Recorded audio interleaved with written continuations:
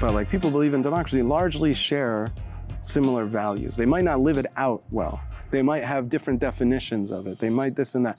But like at the end of the day, there's this idea that everyone deserves to be safe and everyone deserves equal participation in society. You know, a lot of people debate about how you get there and all these things. But the point is that we share values. And so what that means is the more we can find people who literally actually share the values and also are willing to not be swayed by the extremists, the more we actually get to a better place. So I think the answer is not, like you say, to like just buy in to the extreme side or whatever it happens to be. The answer is to realize how many people are on your side, are really on your side, as scared as you may be, like to really, really embrace this awareness and to then work with them, even when it feels deeply uncomfortable, even when they're saying things that bother you. You know, number one, you can, in a participatory, if they're really living their values, you have the ability to have a dialogue. If they're not, then that's hard. But I think, again, like this is why, for example, like I think the answer is not to lean out, but to lean in even further because of all the, you know, I think everything you're saying is valid. I think the question is, then what do you do with that information?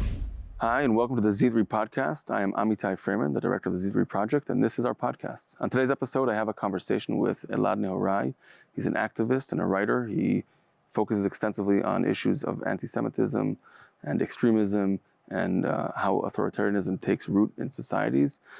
He's an online advocate for these causes, an interesting voice. And in our conversation, we talk about his own journey in and out of a group where he felt very much exposed to these ideas, his reflective process around it, and how do we see and identify these bigger issues that concern our community and America at large when it comes to identifying constructs of authoritarianism, extremism, anti-Semitism, and what it might take to kind of imagine or build a reality in which those structures don't take root and dominate the conversation in our future. It's a thoughtful conversation, one that made me think about different areas of our work here at Z3, and I hope you enjoy this episode as much as I enjoyed recording it with Elad. This is the Z3 Project podcast with Elad Nehorai, activist and writer. Please follow us on our various platforms. Sign up to our newsletter to stay current with everything that's going on at the Z3 Project. This is our podcast. Enjoy.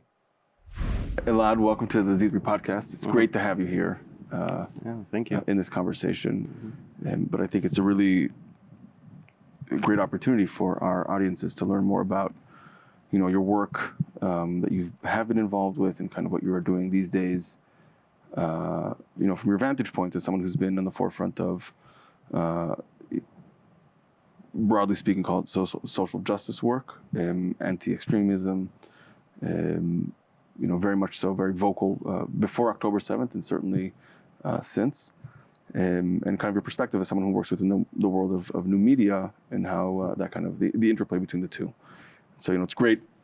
It's an honor to have you here. And also I look forward to this conversation just as a friend and colleague. I feel like it will be a meaningful one, and I'm excited to have you here. Thanks for having me. I'm excited. I've been looking forward to this. Good. Yeah. Good. I'm glad. So I guess, I mean, I think like often where we start is just like briefly, you know, just to position yourself for our listeners, you know, who is, or like why, like, you know, how did you end up here, you know, to have this conversation, I guess?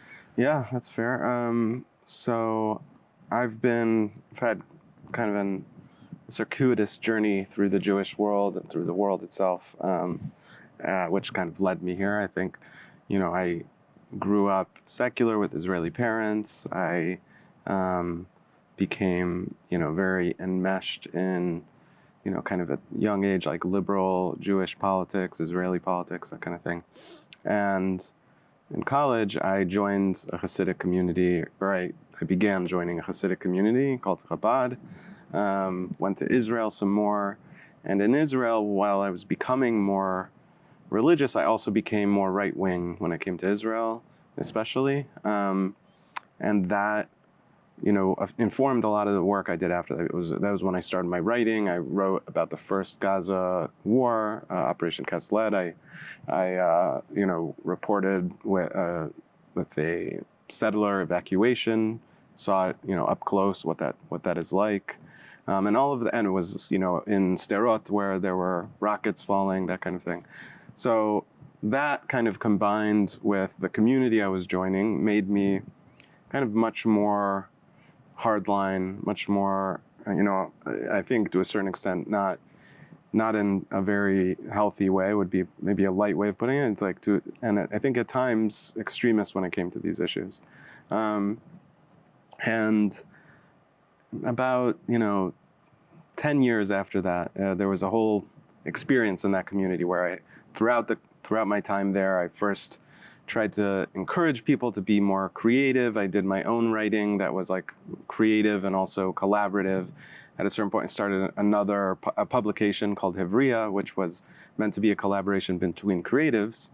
But part of the philosophy of Hevria was people should be writing kind of from the inside out. If there's something they care about deeply, if there's a personal story they want to share, they should do it that way. And then, I kind of believe very strongly in this idea that the things we feel deeply inside are also divine and also connected to our essence.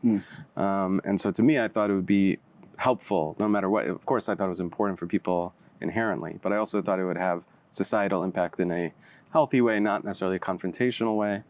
But what was interesting was in that time, I saw quite a lot of, the more we empowered those people, the more we saw backlash. The more for example, once we started publishing abuse victim stories, we got a ton of backlash. I started to see how these issues were systemic. And then that combined with the growth of, for example, Donald Trump, and seeing how a community that had largely expected to kind of gradually become more accepting of Muslims and of gay people and all these things went the opposite way, in a way that I kind of hadn't seen coming. So all of this combined with kind of me becoming outspoken and getting a ton of backlash and some very intense experiences in terms of the responses from people. Eventually after a while and after really investing in, besides the publication, building a Jewish community there based off of Hevria, at a certain point I had to, not only did I have to like push away from Chabad, eventually, I joined a modern Orthodox community. Then even that was hard to hold on to. I ended up moving to Long Beach right at the beginning of COVID. And that was a massive move for me because I had really thought I would be invested forever in this community. And the reason I give you all that background and why I think it's important for the listeners as well is, this informed a lot of the work I do today. The work I do today has to do with extremism, with, it's called like high control groups. It's the better, I would say better terminology than cults. But groups where there's essentially like an authoritarian structure from within would probably be a better way of putting it. So authoritarianism in general, as well as anti-Semitism, and especially, as you mentioned, tech. Because I work in marketing, it's very important for me to show people how all these pieces connect to each other, and how people recruit for these groups. So the reason that it's connected is because I spent those 2 years in Long Beach basically isolated because of COVID, also because I had left my community, left my friends, left a lot of things that had defined me at the time. And so had a lot of time to think and to process trauma, to work through it, to connect with my therapist, and also to study, and I was like very curious of why did I buy into this? Because looking back on it at the time, I was kind of really shocked, even shortly after, that, for example, the main reason I had left was a get refusal. A friend of mine was a get refuser. Get refuser is someone who, in the Orthodox community, a man can refuse to divorce a woman, even if she wants a divorce. And so, which means that she can't get married. It kind of puts her life on hold, and while he can continue and kind of pursue his own interests and trajectory. So it's an abusive mechanism. Exactly, it's abusive. And so seeing that, and then seeing up close how that issue gets manipulated, was really the breaking point for me. So seeing that was interesting, and then that caused me to kind of reflect on some of my past beliefs.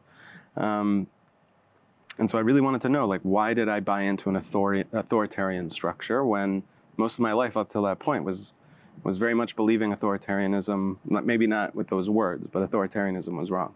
And so I spent a lot of time learning about it, a lot of time studying. I also spent time coincidentally working on tracking extremists on Twitter and other places that was not connected to this. But the more that I learned, the more I saw the overlap. Not that they're literally the same always, but there are defining elements of authoritarian structures and definitely extremist structures. They're societal structures, and so the more I learned about them, the more I saw there are a ton of overlapping issues. And I started to believe that the more we can examine the underlying structures, the more we can kind of deconstruct them and also construct the world that we want and that we're hoping for, because there's so many assumptions that we go into the world with that we don't realize. Right. So these mechanisms that you've kind of studied, just to gain a little clarity, not surprising, it mirrored kind of the process that you had with Hivaria in terms of like what is the internal process that you have and how do you kind of explore through your own kind of experience. But there's the mechanism or the structure.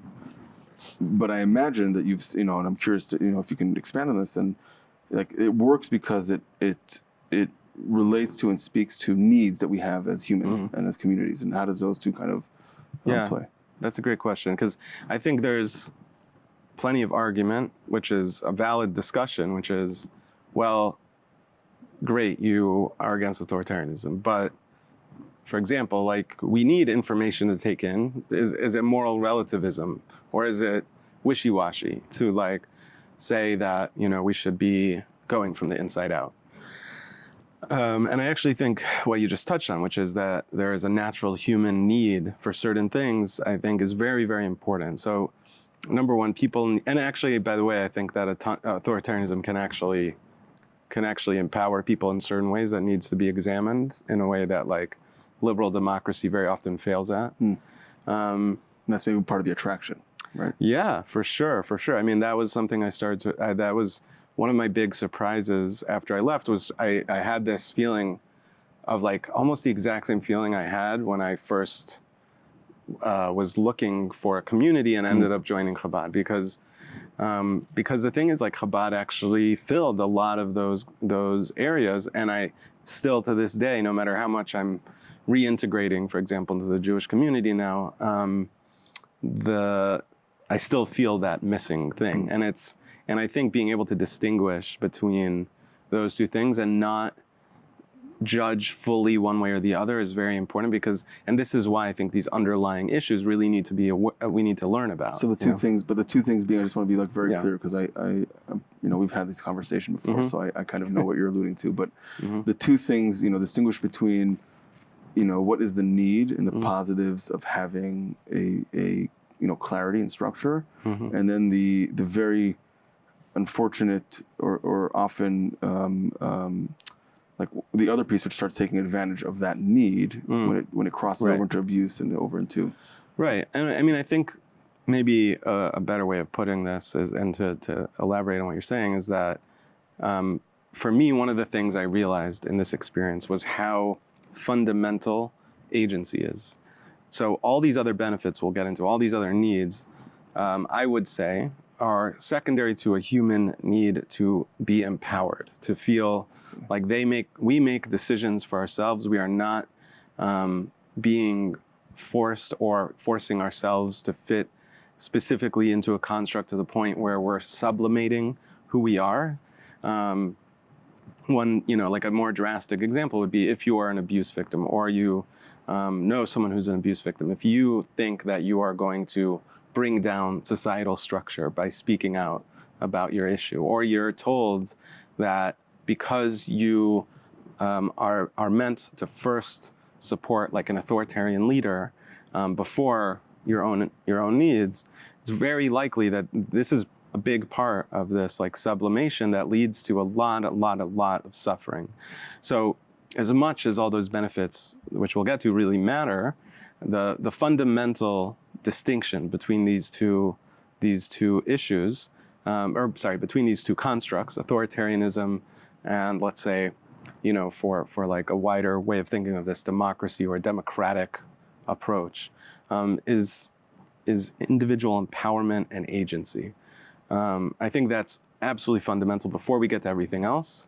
And it's why, even though I miss all those things very, very much and want to reconstruct them or be part of them, I also am very, very happy with the life that I've chosen now. It's interesting what you said. As I'm hearing you speak this, I'm like, that's the way you're framing it, agency and empowerment. Like, I mean, I can't help myself from rabbi and all, but like, it's, we talk about, the importance or the centrality of free will. Mm-hmm. And free will is agency, right? The ability to choose. And there are interpretations and traditions within our own community that actually reject that notion in a way, to extreme, to a more deterministic kind of approach. And that's an interesting kind of, like in the spiritual level to think about that. And I know that's not the topic of today, but just kind of, as for sure. As you're speaking about it, like how do in a way man-made society, like social constructs and structures, peddle this idea of like a Jewish free will, and at the same time are actually very totalitarian and authoritative in terms of what you can and can't practice. And there's like an inherent contradiction there that's kind of hard to negotiate at times. For sure. And I think there's also a spectrum, like a lot of times the way we talk about this is a little bit black and white. It's like you either have agency or you have no agency. Right. Obviously, like there's a ton of in between there that actually really matters, because going full on agency also turns into a lot of the things people get concerned about, like moral relativism or individualism that is unhealthy, for example. But the reason I'm bringing that up is because this idea of free will, for example, can be also manipulated, where someone is told they have free will, but the free will is only worthwhile if it has this exact result, Right. So we had this discussion the other day about Jewish pride, for example. And there was kind of this disagreement about how does Jewish pride play out? Is it a result? Is it an end, in and of itself?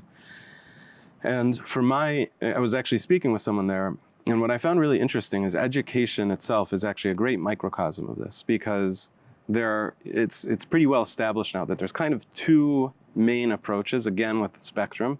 There's two main approaches to education. One is an authoritarian approach, where you're saying your job is to end up at point X, and then there is a more, there's something, for example, Montessori is known for, is like a approach that is, again, this idea of individual agency, where you give people the facts as much as you can, as they are determined.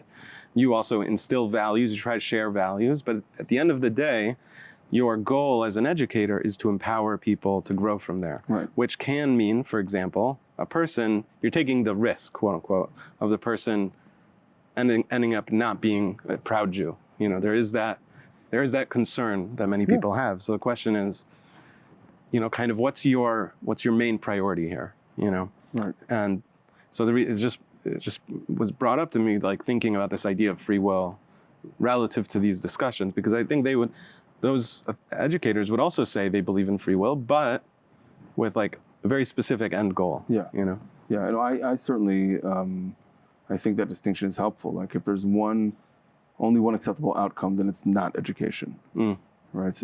That's indoctrination.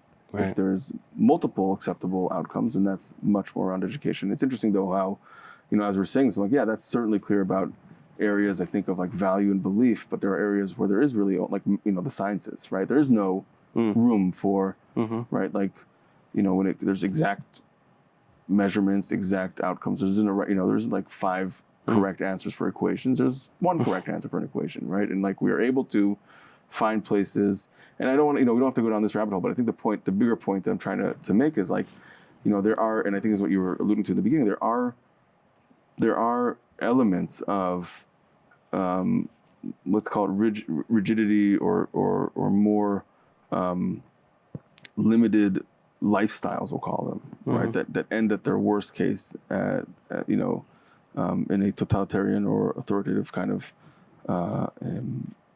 and social structure that has its benefits. And you mentioned earlier, I want to bring it back to there. Like there are things that you miss and things that you're trying, you would like to reconstruct. And I don't know if we can certainly go down like what are those things. But I think the bigger conversation might be more helpful of like, so what are we seeing in society today around these things, right? If we can zoom out for a second from like Elad's personal journey, and then what is that like? What have you discovered, I guess, in the bigger picture? Yeah, I mean, I think the stuff that I experienced, I think, led me to realize hopefully these larger constructs. So for example, like, why is extreme like?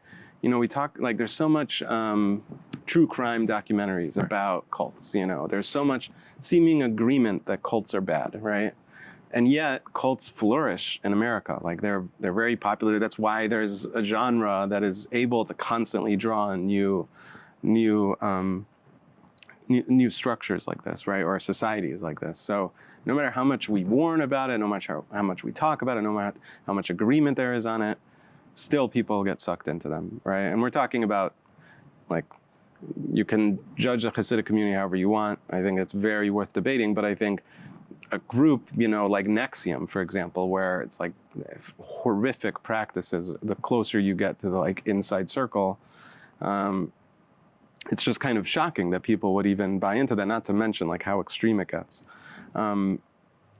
So what is it that people are drawn to? I actually think Nexium, maybe I should clarify for anyone that doesn't know about Nexium. Nexium was kind of a new agey group that was kind of marketed as a multi-level marketing group, as but more specifically as kind of a spiritual community that was framed more around kind of liberal positive values. That was like when you see their videos, actually very much touching on like empowerment for women, that kind of thing. And it ended up having, the more they dug into it, the closer people got, ended up being like, number one, a place for people to worship this leader. And there ended up being a circle that people would get recruited into, women would be recruited into, to be, essentially turned into like, I'm trying to figure out the right word, like sex slaves, and worse, tortured. And so the question is like, what happened that people bought into this and stayed, And so I think one of the things I found, especially for like liberal people that supposedly are interested in empowerment. So I think that, the group there, one of the things you hear very often of like these testimonies is the people felt lonely. They felt disconnected from others. They felt like they didn't matter, like they didn't feel significant.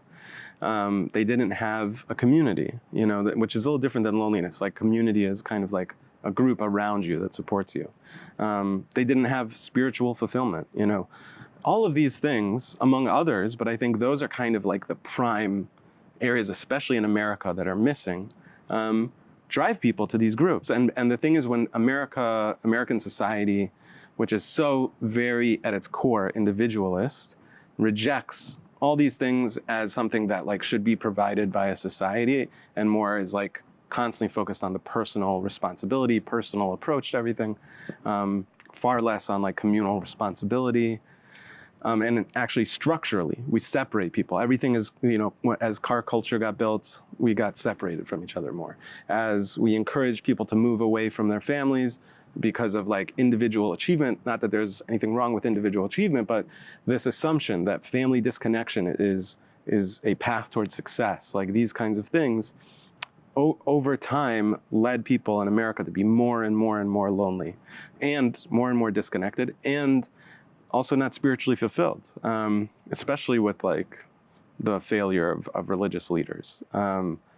So, and again, this is just I think it's worth stating, as in many cases of things that we look at within our own Jewish community, the statements that you're making are true in ways within the Jewish community, but certainly in America. I would say much more so true with just secular America, like much more so.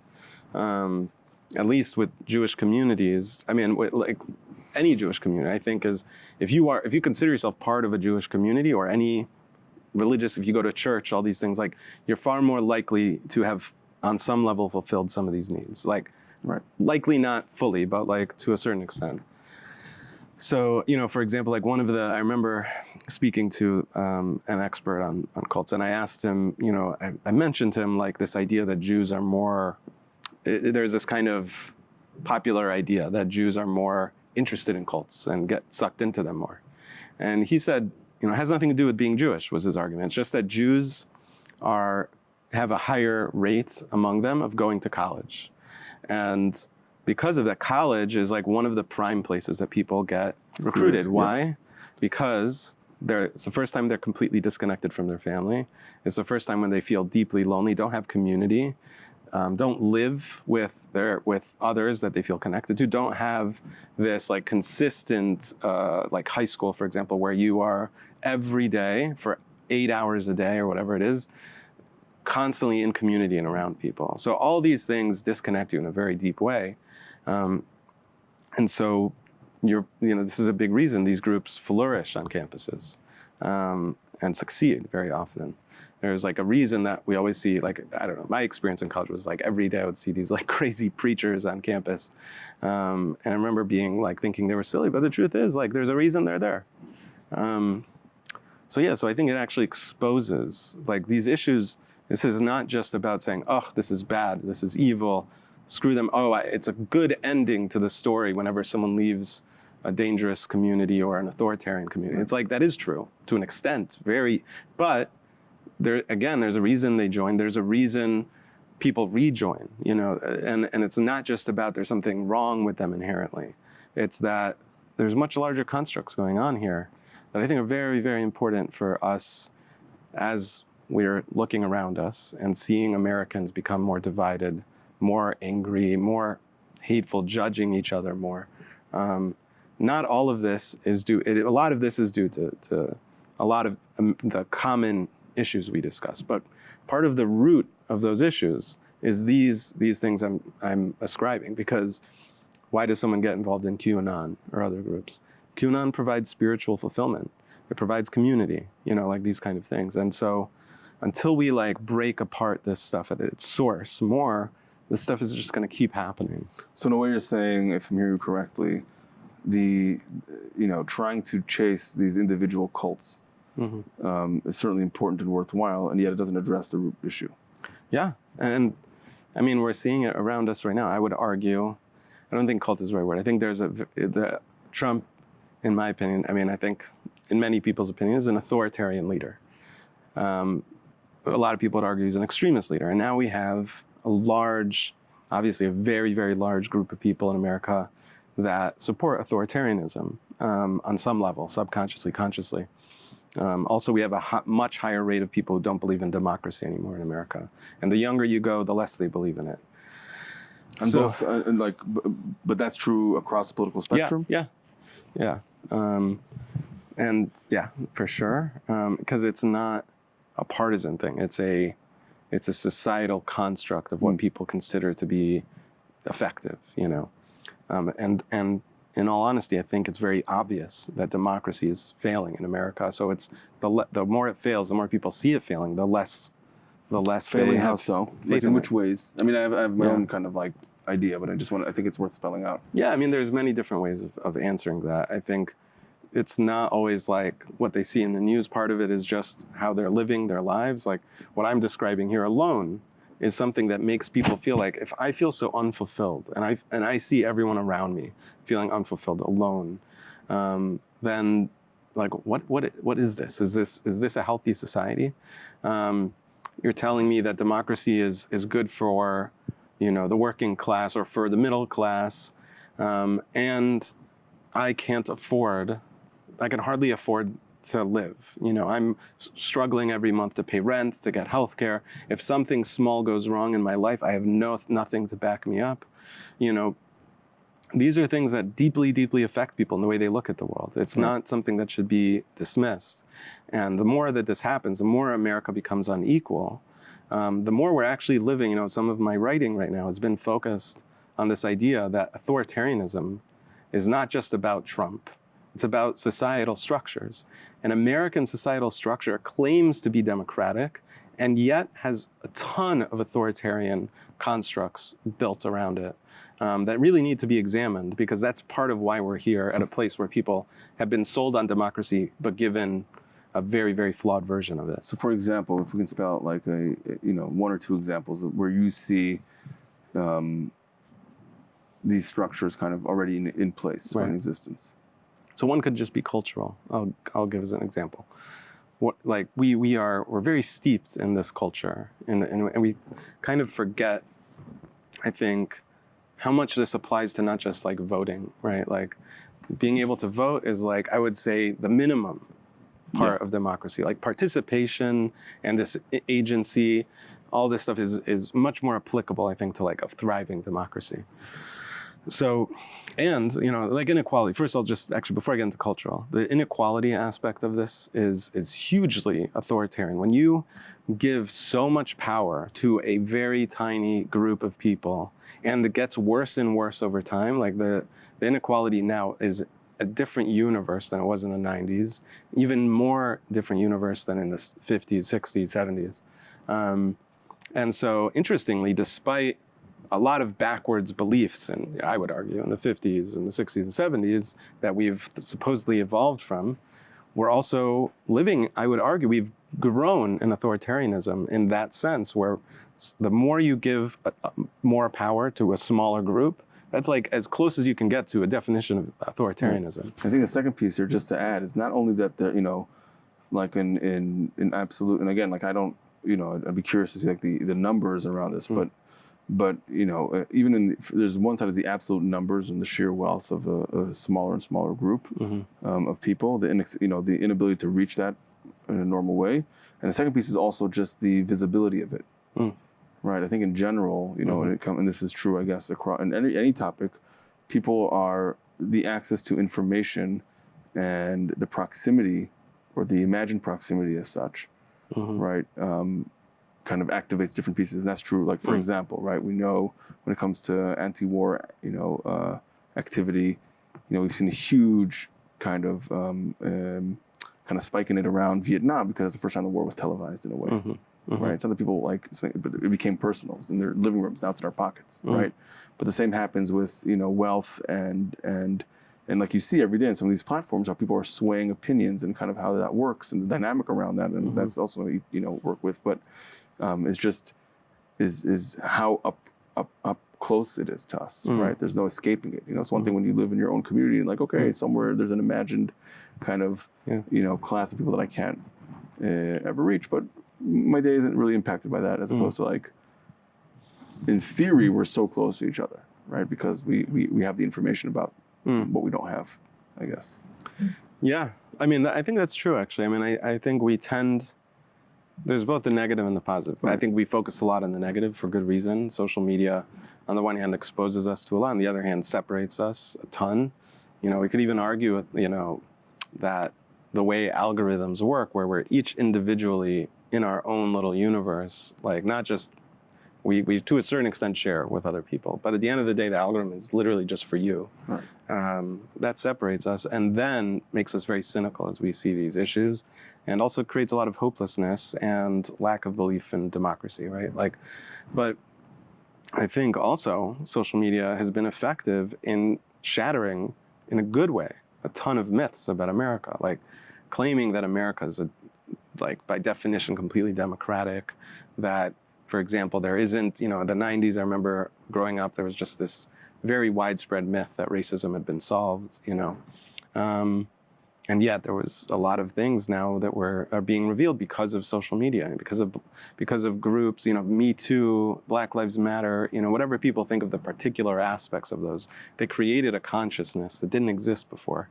And that was thanks to social media. And I think people being exposed to inequality in a way that's not just about, I think before it was easier to sell people an idea like your failures, your lack of wealth relative to like being able to pay rent is your fault. That was like a big message, or has been a big message, still is a big message, but it's much harder to sell people on it now when everyone sees it as you're describing. And I actually think in that sense it's progress. The question is, what do we do with that information? Because the leap is, as you're speaking, I'm like, and I know, I can hear, like in my head, I can hear, not voices in my head, but I can hear like, no, but I can hear already people saying, becoming defensive in a way that's preemptive to nothing that you've said so far, right? But like, but America is a wonderful country, and there is opportunity, and it is a democracy, and you haven't said any of it. It's not that you've said America is a terrible place. It's not right. So, but the point being, I see a lot of people make that jump in one or the other directions, right? Yes, we now have more access. Yes, we shatter a lot of myths, and we can choose, right? We can either say, great, therefore we can fix it, or say, therefore it's terrible, or it's perfect, right? And then the algorithms pushes us to the two negative approaches, right, as opposed to like the constructive one. And I should say, I think other authoritarians, or first of all, our authoritarians and foreign authoritarians are manipulating this discussion so that they want both of those groups to be more invested. Because the more, the group that is theoretically on the side of democracy becomes cynical about democracy to the point where they feel disempowered, to the point where they think this isn't solvable, and then to the point where a large group like a growing group of people is starting to believe that the only way to fix this is for America to completely deconstruct itself and to then rebuild. So when this becomes that becomes essentially like this is almost indistinguishable from the right's version of accelerationism, which is like a very entrenched philosophy that America needs to fall so that fascism can rise. I think this cynicism is very important for us to focus on. I also think part of what hopefully can help in alleviating this is like an awareness that where you exist, all of this stuff exists on a spectrum, right? Like just like an authoritarian community can be less or more authoritarian and all these discussions we have, America exists on a spectrum, and relative to other countries, we're still far freer than others. But I think part of the help of a spectrum also helps us understand where we could go and how much better it could get, as much as we could imagine how much worse it can get, and how quote unquote bad it is now.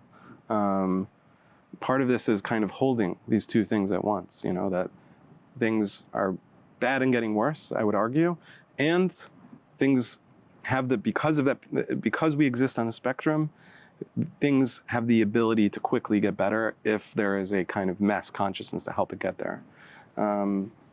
It's interesting because the more I learn about this, the more I like plunge into dark discussions, and then the more I learn even more, the more I have hope, because I feel more empowered learning this, because I start to see that this is not just, everything is failing, there's no hope here, there's no sense of empowerment. Like I actually think, like I said, this is a very specific form of disinformation meant to make people cynical. And one of the things that is very common that I learned from speaking to experts in extremism is that getting people to feel hopeless is probably the best way to recruit them.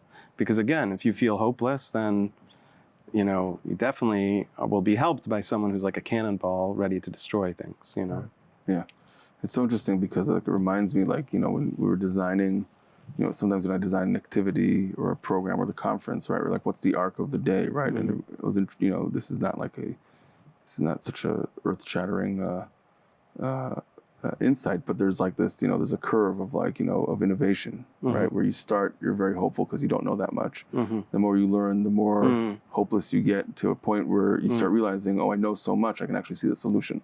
Oh wow! Interesting. And then like you come back out of the other side, kind of where you started, but way more empowered and knowledgeable and prepared for whatever's coming. So it sounds like it's it's not about it's recognizing that in this in this roller coaster of identifying what is broken, what needs to be fixed, the more you can understand and identify that, then the better the proposed solutions are, and that can kind of be the way to get out of that. Into like a mindset of hope and change. Yeah, absolutely. I think that's a great way of looking at it. And I think that's where we need to go. I think it's interesting because I think also a lot of the initial response I get from people about this is partly like, why even look at this stuff? Like, not that we shouldn't care, but like, let's vote the right way, let's do the right thing, be good in our lives and all these things. But like, over-focusing on this is problematic for them. I actually, to an extent, I agree. Like, the way we get inundated constantly with social media and all these things is important to limit, for sure. But I think being able to face darkness is very important, because when we just stop at that point where we're just like, everything is dark, and at this point things are so dark, I don't even, like, what's even the point of looking at it? I think that just stops that process you're describing. Like, I think, or like, people don't even want to go there. They want to just be in a process of denial. I know so many people that want to, I think, and again, I think it's a natural, common response, that just think things aren't as bad as people think. Like, I actually think, yeah, things are as bad as people think. That's my opinion. But the thing is, when we stop at either of those intersections, we end up we actually end up hurting hope, because hope is not optimism. Optimism is kind of a blind belief everything's going to work out. Hope is a belief that things can change if we empower ourselves and empower others. Like, right. It's not saying that things will change, but things can change. And the more I learn about what's wrong with the world, the more I can then be better armed to face the actual answers we need to face. And I think, for better or for worse, like, when we think things are bad, I think part of this is matching our response. Like, my response should be stronger when things are worse. It should not be muted. So it's part of the reason I become more outspoken. I try to recruit people into movements and these kinds of things, because I think this is part of giving people hope, is like, being very strong-minded in a very difficult time and just being honest about what kind of answers we actually need to these problems. Right. That's really interesting and really helpful. And so, like, what are moments, that you can kind of share where you've seen this work? And this, I mean, like, giving,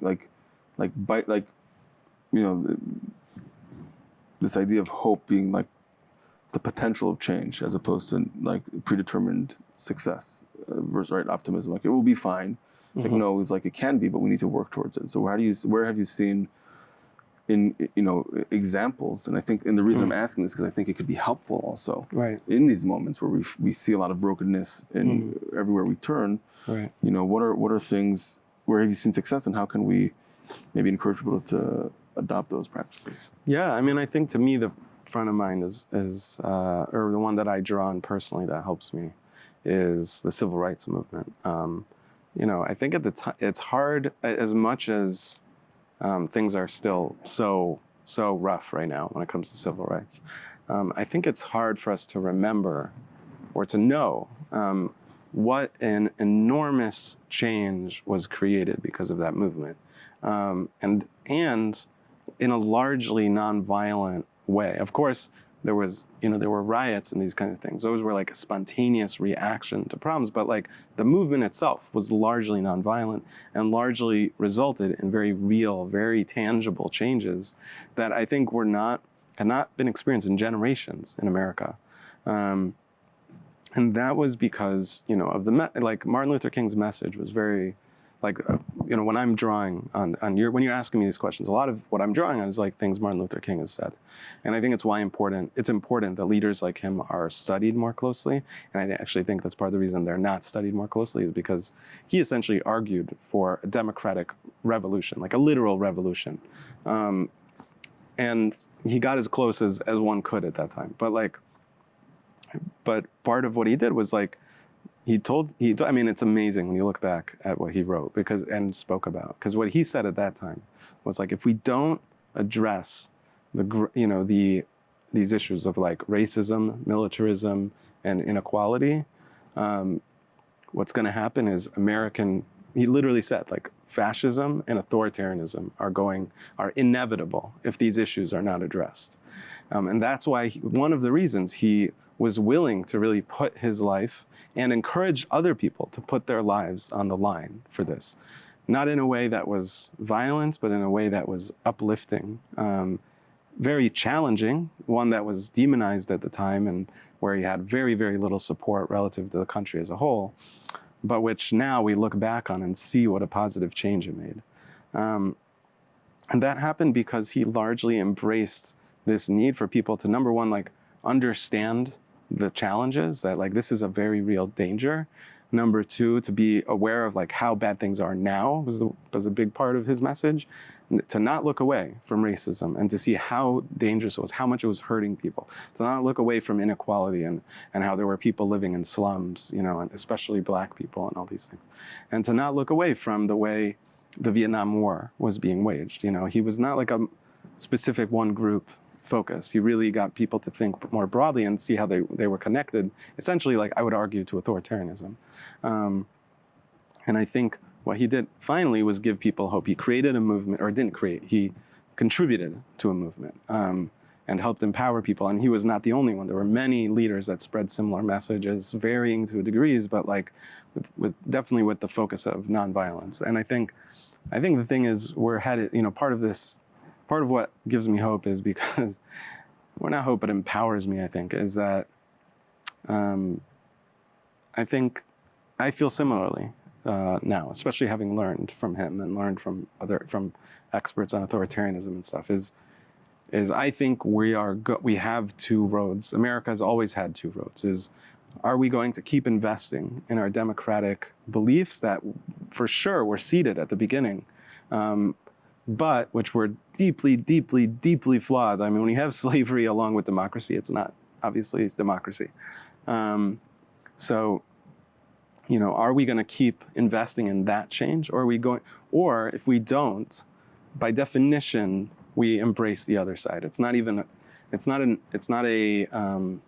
thing where there's a moderate place, in my opinion. There's a place of like, you either embrace democracy and progressivism, or you go down this other road.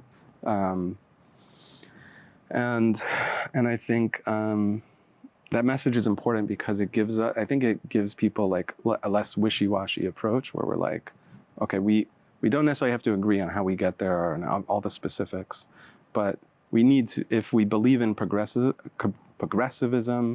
if we believe in individual empowerment, if we believe in communal empowerment, there is a way to get there, and there are movements that are contributing to it.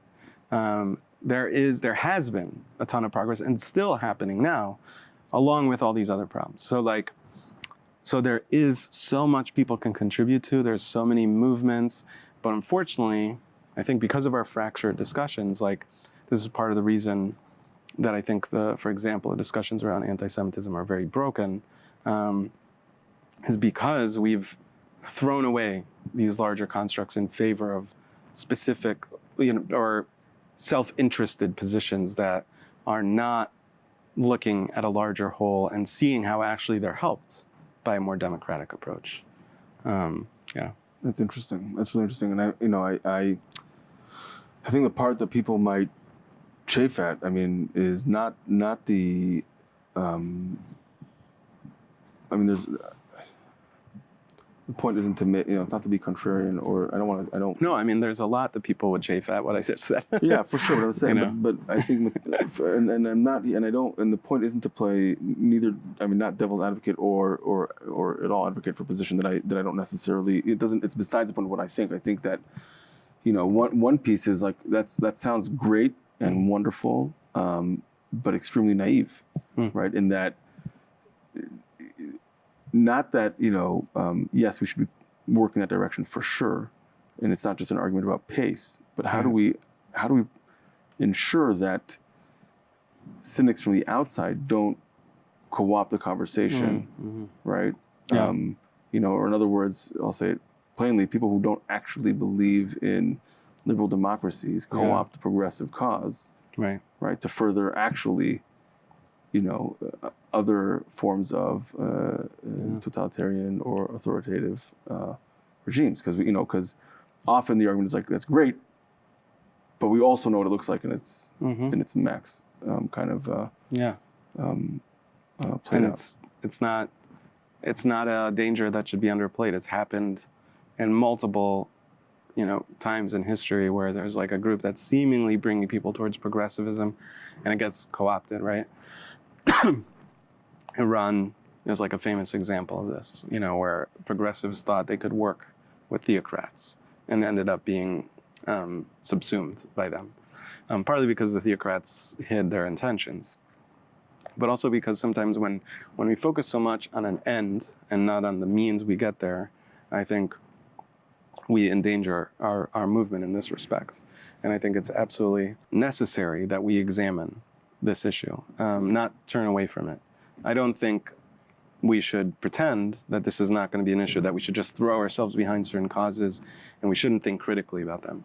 Actually, and I also don't think that means that now we have to choose this other option, or we have to. Yeah. But I'm saying that is the conclusion a lot of people come to. Like, for example, very present one right now is anti-Semitism. The more we look at anti-Semitism, we see the way some people are going about it in a way that claims to be progressive, but is often very much not, in terms of its approach. And so, but what ends up happening, I see this everywhere now in the Jewish community, especially the organized institutional Jewish community, is now there's this retreat because it's understandable. Because like you're looking at that and you're like, okay, this world of progressives is a danger and by definition is unsafe for Jews. And so what we need to do is look inward, build our own power, build our own institutions, work with anyone who's willing to, who claims that they're going to keep us safe, and then we'll be okay.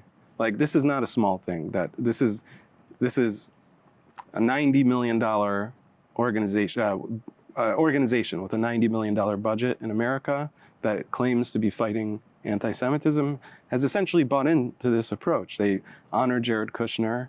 They are investing not in Israel specifically, but in the Israeli rights and Netanyahu and these kinds of things. So this is again different constructs of approaching Jewish safety and safety at large and democracy. So the choice is, this is why I tend to say, like, when you throw away this democratic approach, you end up almost by definition going towards this other approach. You end up going towards inner power, group power, and not larger collective power. And that's really important because I think, number one, we have to be very, very careful about this other approach and that gets co-opts progressive groups. But this other approach, I very, very much want to emphasize, this is not just about naivete, morality. It's like those things, the morality aspect, I think, of course, is there. But I think people tend to assume there is this like dichotomy between morality and practicality. But the truth is, Jews are safer in liberal democracies. It's probably not true in a place like Israel. It's not necessarily true in a place like Israel. I mean, the theory of Israel, at least, is that if we have some empowerment in the nation state, like, we will be safe, But in a place like America... Well, it's a different... I mean, it's a shame we are running out of time. But we're getting real now. No. Yeah. This is great and really important. I think it's important to interject in this moment and say that and I think it's a deciding factor most of the time, not all the time. I think that when the threat is internal, liberal democracies is what saves or protects Jews. When the threat is external, certainly, I mean, the society should always strive towards that, right? But that's not where the threat is coming from, right? In other words, when in a Jewish state where the Jews are the majority, right. Instinctively the threat is from an external enemy. Then you certainly sublimate the dangers of becoming an authoritarian regime internally, right? But like when you're a minority, that's certainly where the first line of threat comes. Does that make sense? In other words, like, if for Jews to stay safe where they're a fraction of society, they have to make sure that the system kind of upholds all minorities. But when the majority, that's not where the threat comes from. It comes from an attack. Oh, right. So, which is why, like in Israel, like why for many, Israel should never go down the path of becoming an authoritarian. Can we pick an easier word for Israelis to say? An authoritarian regime. Certainly never, right? That isn't the solution, but that's not the first. That's not as an this is growing up in Israel. Like that's not where it's like, what's the threat for Israelis for material safety? That's not it, right? And I think that gets to the core of many discussions around Israel. But sorry, I think it's so important. I think this is very important in our discussions around anti-Semitism, because there's kind of this blanket assumption that, like, as long as Israel is strong, American Jews will be safe. There's a bunch of different presuppositions to that. But I think we need to face the fact that Jews in America are, in the end, not going to be safer by just building their own power and just attaching themselves to the power of Israel.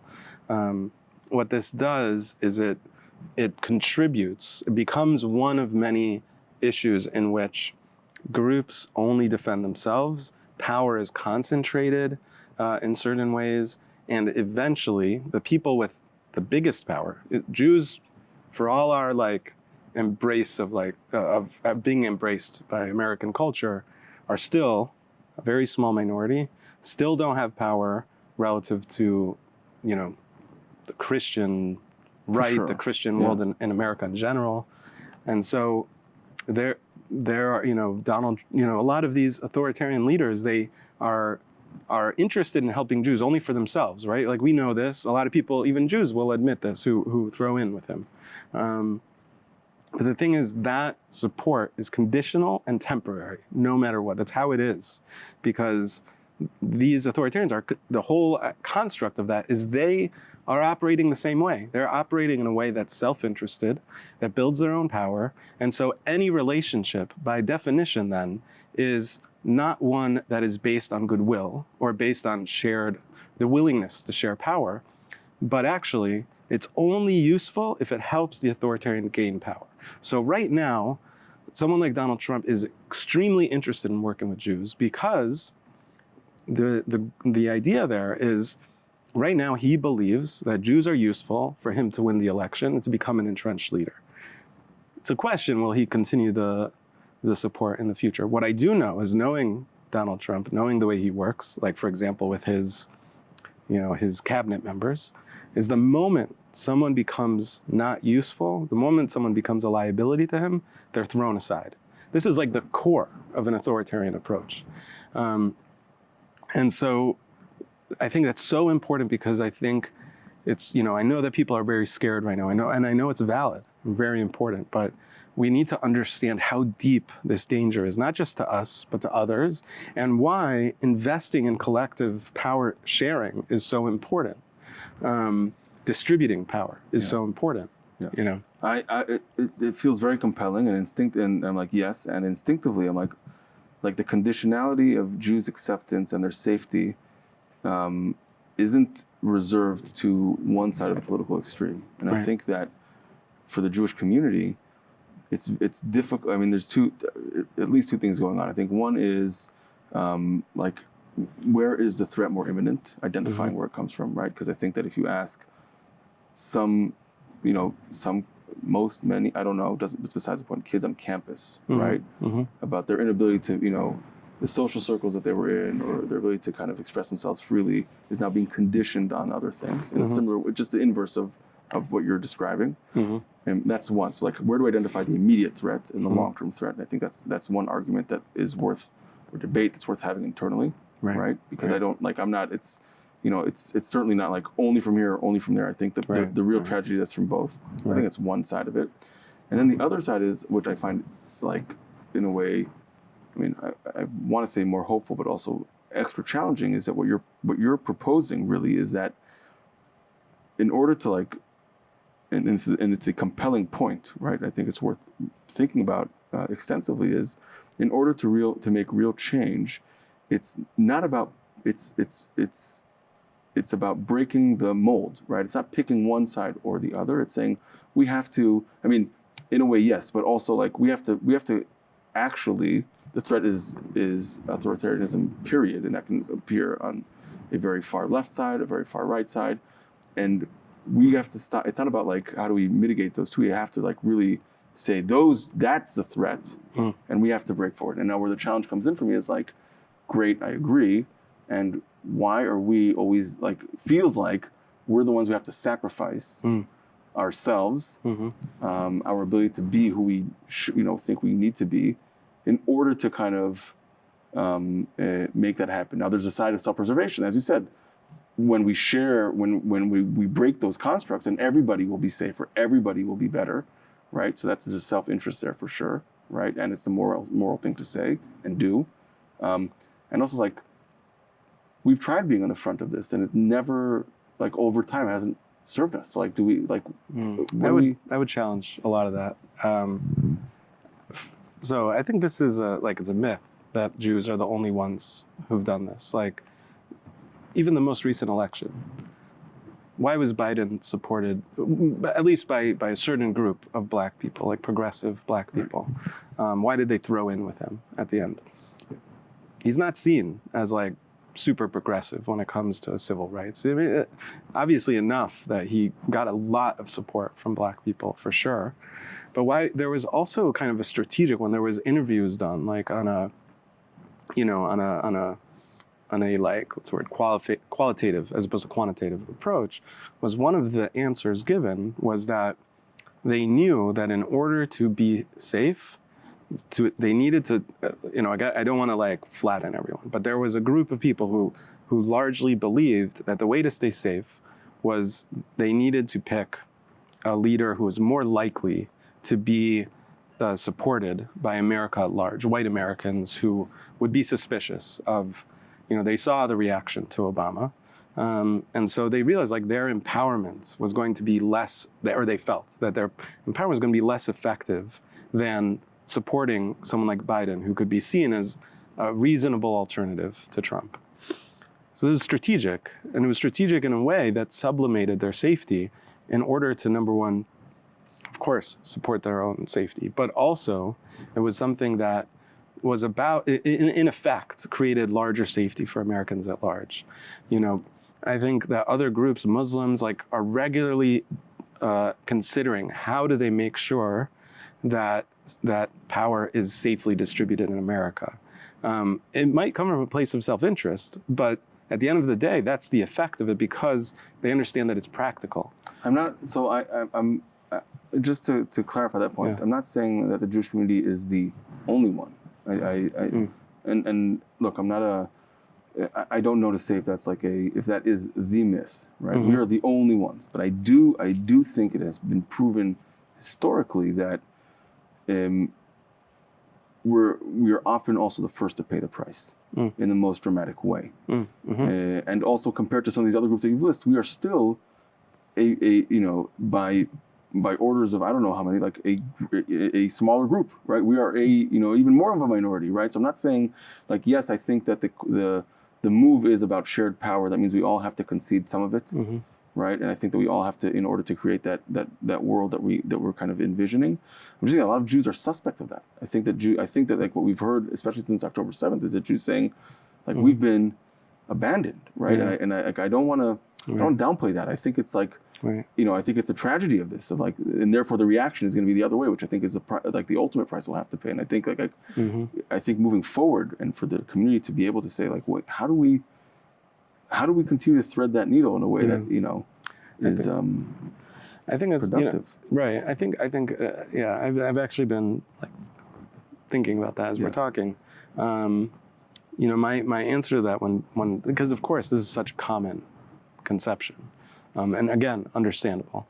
My answer to that is the retreat is a temporary safety, and on a practical level, the answer then is not to partly lean in. It's not to partly be part of this group or that group. It's that we continue, like you're saying, right? There's authoritarian wing of the left. There's an authoritarian wing of the right. It's I think, very important to distinguish them because I think they're very, very different.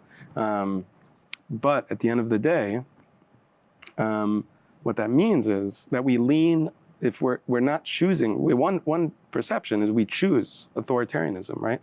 Do I choose the left's authoritarianism, the right authoritarianism?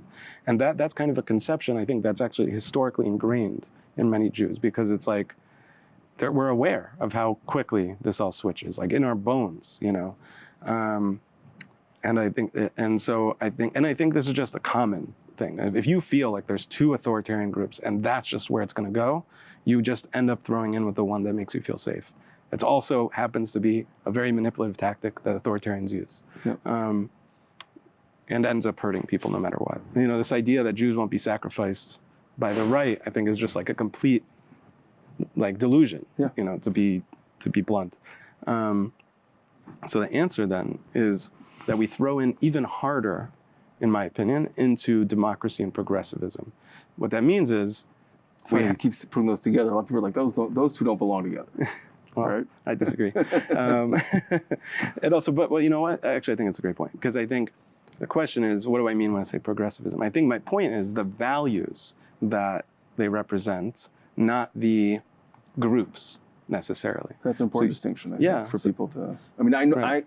No. The problem is, I know you, and we have a shorthand, so I'm not being lazy, but I think it's important to say that, like, the root of the ideas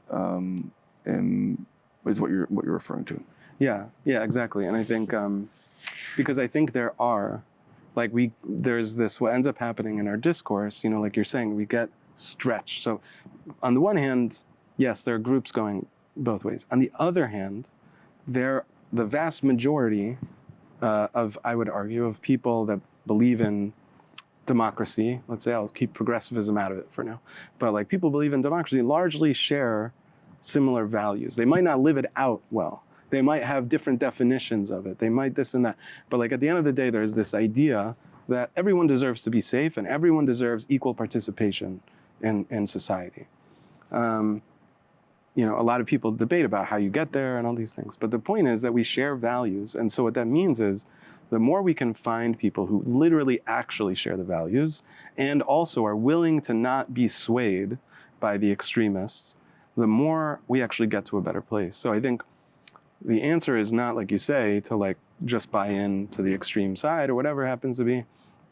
The answer is to realize how many people are on your side, are really on your side, as scared as you may be, to really, really embrace this awareness, and to then work with them, even when it feels deeply uncomfortable, even when they're saying things that bother you.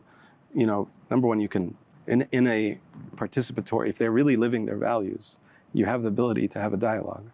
If they're not, then that's hard. But I think, again, this is why, for example, I think the answer is not to lean out, but to lean in even further, because of all the, I think everything you're saying is valid. I think the question is, then what do you do with that information? Yeah, and I certainly think that, in terms of I think that's for me, one of the main takeaways of this conversation is leaning into the messiness of building relationships and alliances and community around I guess lived shared values, not just the theoretical ones, right? But if being able to be in the room with people and in community with folks that big picture agree on the desired outcome, right? And we can debate on exactly how to reach there, but recognizing that there are preconditions for the conversation, so that we can really create this a reality where we want to live and we want to pass on to our children, so that they can also thrive and prosper, and that relies on this ability to kind of move the conversation forward and not falling into these extremes. And just to tie it back to what we started in the beginning, I think that is, in terms of in a time, leading into that fuzziness and holding on to it, the attraction of the clarity of each one of these extremes becomes even greater. And what's harder, and that's where those structures of authority and really take root and flourish. Right, is when they pretend or they present themselves as providing clarity and answers. And so recognizing that that is within itself a myth. Yeah, I think that's why, when we first discussed, was why do I think it's so important that we not just identify authoritarian groups? Because it's very easy to say, okay, this is authoritarian, that's authoritarian, but why is it authoritarian? What makes it authoritarian? I think this is why we need to look underneath these structures. Why it was important to me after I left the Hasidic community, what was the things about specific areas here that bothered me? Because I don't want to end up in a similar situation. And so part of that was about really, like I mentioned, understanding what's happening underneath. And so I think that, what you're describing, for example, this idea that you have the only way, that there's no other way, that you are so clear-headed and clear-minded that no one else is on your level, and anyone that's not buying into your belief deserves punishment, is, it is a aspect of like an authoritarian approach. It doesn't necessarily mean everything else the person believes is authoritarian, but like identifying that is really important. It's also important if you want to be part of a movement or build a movement or build, for example, coalitions with other groups, like knowing all of that, number one, in terms of how you approach things, but also in terms of how you work with others and how you interpret their responses to you is very important. Yeah. Yeah. All right. So unfortunately, as we're getting to the thick of it, but to be continued. Yeah. Elad, it was great to have you here in this conversation. I always enjoy our back and forths, and within the work construct of the partnerships that we have, and also just generally. It's a very important way of looking at things, and I think it's ultimately constructive. I think for our for audiences and others to kind of really take stock of where we are, where we unfortunately the world is heading, and how do we kind of break that cycle and create a better place. Thank you. Yeah, I totally agree, and I think at the end of the day, like, we're all in this together, whether we accept it or not. So. Yeah, I think us struggling with these questions is so important. Thank you. Thank you.